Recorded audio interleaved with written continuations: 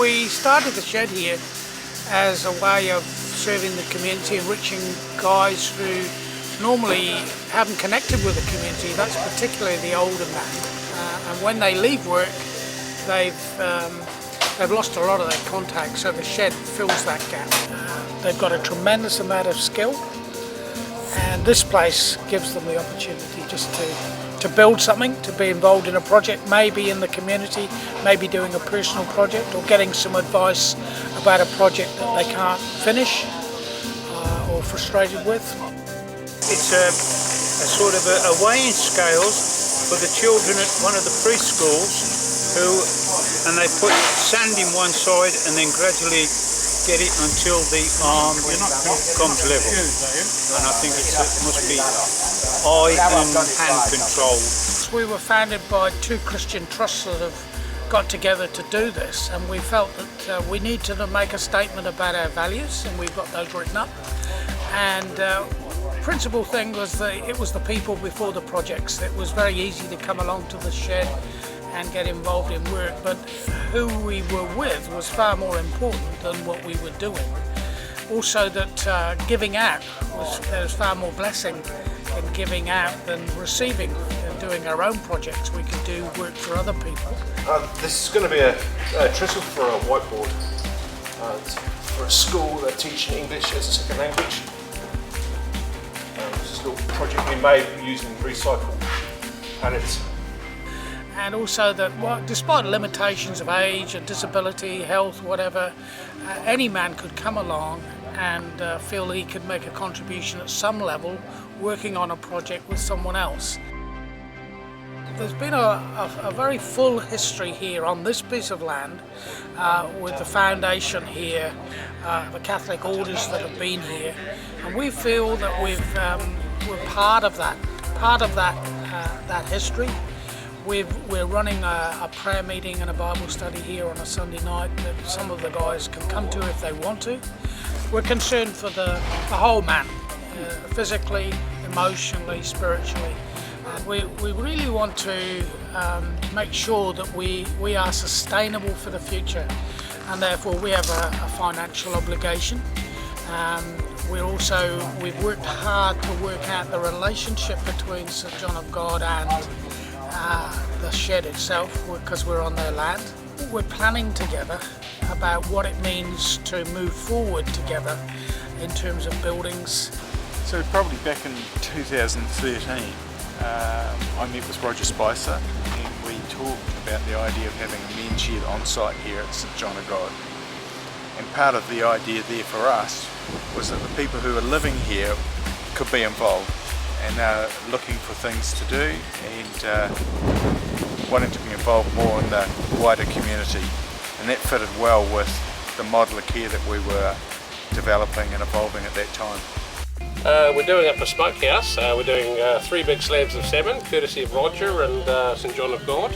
A little bit of carwai from the residents and the staff here at St John of God. So we're going to smoke that on site, let them enjoy marshmallow and a bit of fish, hopefully not at the same time.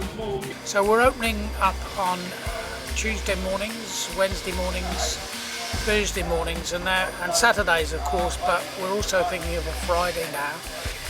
We can only open though if we have a supervisor, and so the key is to get people who know about safety and know how about approaching new members.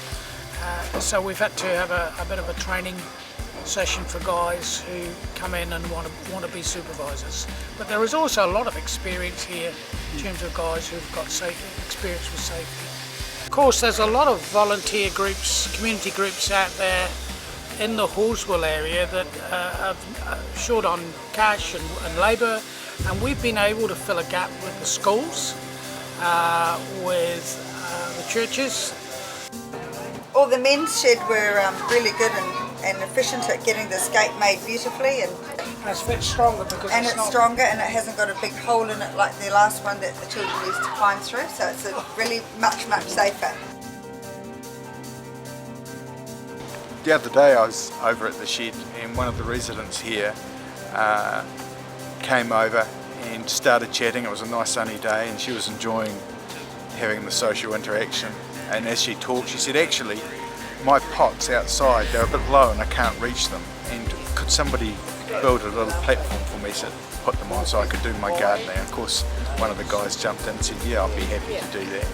And it was a really nice moment of the connection between the two organisations and how they're working together and how both parties are benefiting and it's adding to their quality of life. We've done work in private homes, people who can't manage particular jobs, ladies on their own. We've connected with a number of service agencies, the Morton Hospital, HOHEPA, ACC. We're partnering with these people. We've been able to do a lot more than we would if we were just doing our own projects. So collaboration is very much a big part of what we've tried to do here. With the Rowley Shed, they had the unfortunate experience of losing their building, and so they've had to move, and that was very labour intensive, and we sent people across to give them a hand at that particular season of their work, and that's been a good thing for the guys here and good for Rowley as well. So we assembled the sheds that they needed at Rowley. Were assembled here on the St John of God side, and we finished the work down there. So there's really two spheres of work here, one with the metal work and the other with the woodwork, and of course we've had to separate those, and our recent work has been to establish the metal workshop out of our two containers here on site.